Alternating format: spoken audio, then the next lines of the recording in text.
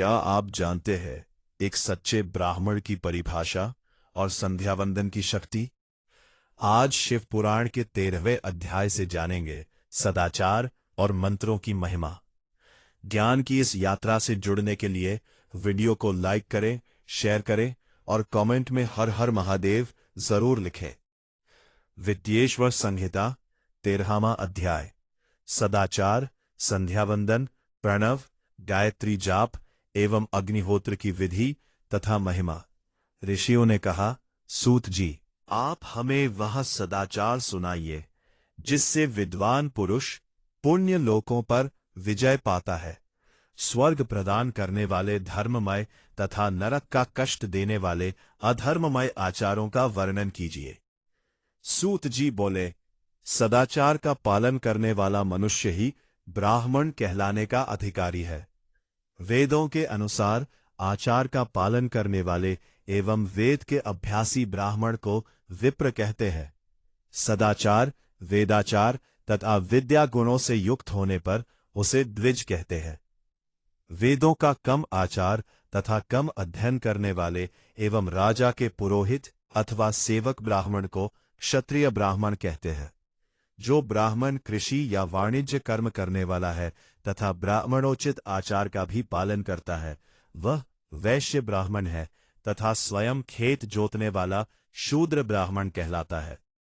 जो दूसरों के दोष देखने वाला तथा परद्रोही है, उसे चांडाल द्विज कहते हैं। क्षत्रियों में जो पृथ्वी का पालन करता है वह राजा है तथा अन्य मनुष्य राजत्वहीन क्षत्रिय माने जाते हैं। जो धान्य आदि वस्तुओं का क्रय विक्रय करता है वह वैश्य कहलाता है। दूसरों को वणिक कहते हैं। जो ब्राह्मणों, क्षत्रियों और वैश्यों की सेवा में लगा रहता है शूद्र कहलाता है। जो शूद्र हल जोतता है उसे वृषल समझना चाहिए। इन सभी वर्गों के मनुष्यों को चाहिए कि वे ब्रह्म मुहूर्त में उठकर पूर्व की ओर मुख करके देवताओं का, धर्म का, अर्थ का, उसकी प्राप्ति के लिए उठाए जाने वाले क्लेशों का तथा आय और व्यय का चिंतन करें। रात के अंतिम प्रहर के मध्य भाग में मनुष्य को उठकर मलमूत्र त्याग करना चाहिए। घर से बाहर शरीर को ढककर जाकर उत्तराभिमुख होकर मलमूत्र का त्याग करें। जल, अग्नि, ब्राह्मण तथा देवताओं का स्थान बचाकर बैठे। उठने पर उस ओर न देखे। हाथ पैरों की शुद्धि करके 8 बार कुल्ला करे। किसी वृक्ष के पत्ते से दातुन करे। दातुन करते समय तर्जनी अंगुली का उपयोग न करे। तदंतर जल संबंधी देवताओं को नमस्कार कर मंत्र पाठ करते हुए जलाशय में स्नान करे। यदि कंठ तक या कमर तक पानी में खड़े होने की शक्ति न हो तो घुटने तक जल में खड़े होकर ऊपर जल छिड़क कर मंत्रोच्चारण करते हुए स्नान कर तर्पण करे। इसके उपरांत वस्त्र धारण कर उत्तरीय भी धारण करे। नदी अथवा तीर्थ में स्नान करने पर उतारे हुए वस्त्र वहां न धोएं। उसे किसी कुएं, बावड़ी अथवा घर ले जाकर धोए। कपड़ों को निचोड़ने से जो जल गिरता है वो एक श्रेणी के पितरों की तृप्ति के लिए होता है। इसके बाद जाबाली उपनिषद में बताए गए मंत्र से भस्म लेकर लगाएं। इस विधि का पालन करने से पूर्व यदि भस्म गिर जाए तो गिराने वाला मनुष्य नरक में जाता है। आपोहिष्ठा मंत्र से पाप शांति के लिए सिर पर जल छिड़ककर यस्य क्षयाय मंत्र पढ़कर पैर पर जल छिड़के। आपोहिष्ठा में 3 ऋचाएं हैं। पहली ऋचा का पाठ कर पैर, मस्तक और हृदय में जल छिड़के। दूसरी ऋचा का पाठ कर मस्तक, हृदय और पैर पर जल छिड़के तथा तीसरी ऋचा का पाठ करके हृदय, मस्तक और पैर पर जल छिड़के। इस प्रकार के स्नान को मंत्र स्नान कहते हैं। किसी अपवित्र वस्तु से स्पर्श हो जाने पर, स्वास्थ्य ठीक न रहने पर, यात्रा में या जल उपलब्ध न होने की दशा में मंत्र स्नान करना चाहिए। प्रातः काल की संध्योपासना में गायत्री मंत्र का जाप करके 3 बार सूर्य को अर्घ्य दे। मध्याह्न में गायत्री मंत्र का उच्चारण कर सूर्य को एक अर्घ्य देना चाहिए। सायंकाल में पश्चिम की ओर मुख करके पृथ्वी पर ही सूर्य को अर्घ्य दे। सायंकाल में सूर्यास्त से 2 घड़ी पहले की गई संध्या का कोई महत्व नहीं होता। ठीक समय पर ही संध्या करनी चाहिए।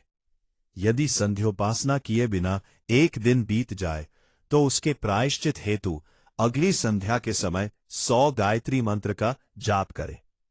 10 दिन छूटने पर 1 लाख तथा 1 माह छूटने पर अपना उपनयन संस्कार कराए। अर्थ सिद्धि के लिए ईश, गौरी, कार्तिकेय, विष्णु, ब्रह्मा, चंद्रमा और यम व अन्य देवताओं का शुद्ध जल से तर्पण करे। तीर्थ के दक्षिण में, मंत्रालय में, देवालय में अथवा घर में आसन पर बैठकर अपनी बुद्धि को स्थिर कर देवताओं को नमस्कार कर प्रणव मंत्र का जाप करने के पश्चात गायत्री मंत्र का जाप करे। प्रणव के अ, उ और म तीनों अक्षरों में जीव और ब्रह्मा की एकता का प्रतिपादन होता है। अतः प्रणव मंत्र का जाप करते समय मन में यह भावना होनी चाहिए कि हम तीनों लोकों की सृष्टि करने वाले ब्रह्मा, पालन करने वाले विष्णु तथा संहार करने वाले रुद्र की उपासना कर रहे हैं। यह ब्रह्म स्वरूप ओंकार हमारी कर्मेंद्रियों, ज्ञानेंद्रियों, मन की वृत्तियों तथा बुद्धि वृत्तियों को सदा भोग और मोक्ष प्रदान करने वाले धर्म एवं ज्ञान की ओर प्रेरित करे।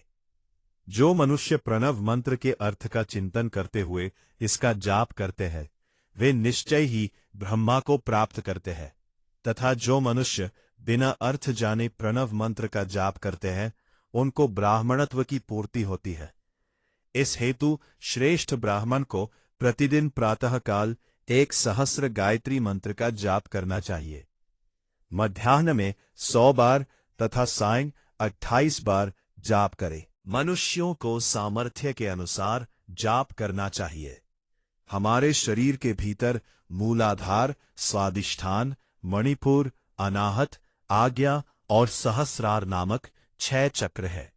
इन चक्रों में क्रमशः विद्येश्वर, ब्रह्मा, विष्णु, ईश, जीवात्मा और परमेश्वर स्थित है। सद्भावना पूर्वक श्वास के साथ सोहम का जाप करे। 1000 बार किया गया जाप ब्रह्मलोक प्रदान करने वाला है।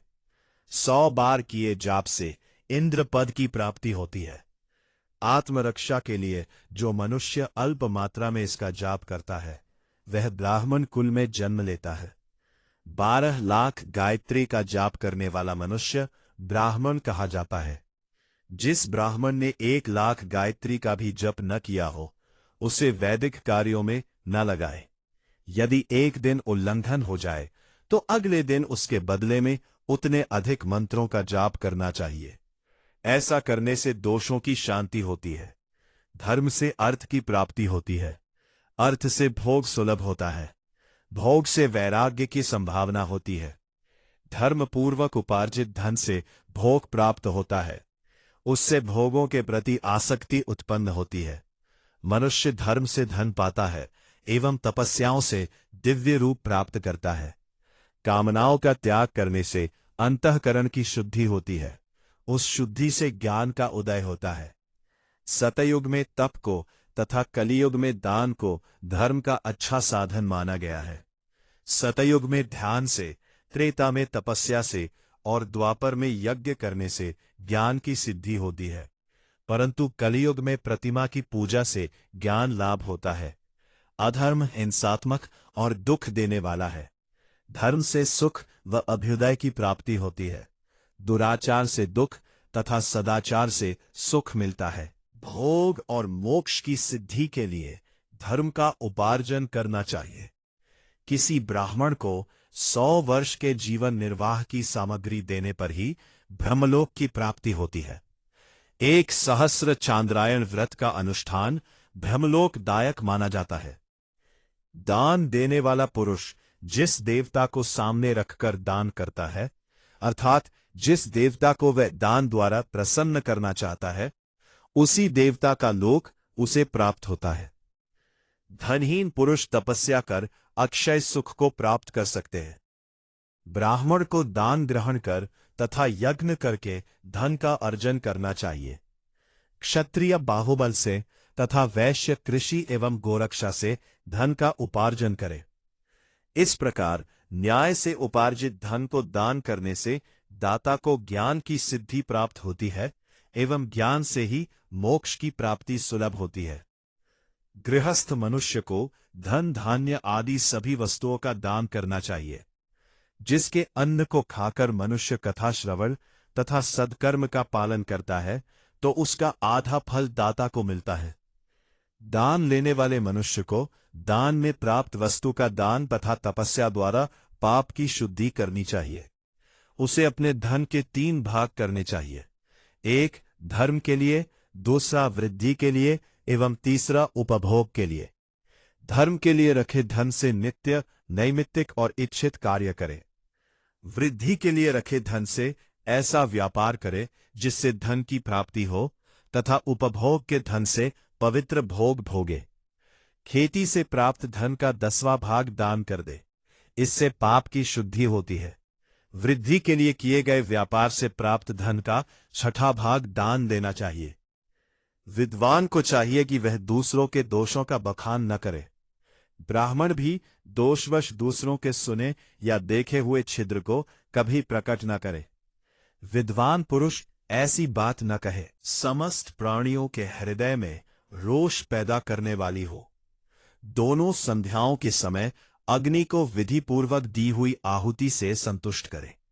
चावल, धान्य, घी, फल, कंद तथा हविष्य के द्वारा स्थालीपाक बनाए तथा यथोचित रीति से सूर्य और अग्नि को अर्पित करे। यदि दोनों समय अग्निहोत्र करने में असमर्थ हो तो संध्या के समय जाप और सूर्य की वंदना कर ले। आत्मज्ञान की इच्छा रखने वाले तथा धनी पुरुषों को इसी प्रकार उपासना करनी चाहिए। जो मनुष्य सदा ब्रह्म यज्ञ करते हैं, देवताओं की पूजा, अग्नि पूजा और गुरु पूजा प्रतिदिन करते हैं तथा ब्राह्मणों को भोजन तथा दक्षिणा देते हैं, वे स्वर्ग लोक के भागी होते हैं। अब सुनिए हर हर महादेव के बारे में कुछ खास। लाइक करें, शेयर करें और कमेंट करके बताएं। हर हर महादेव।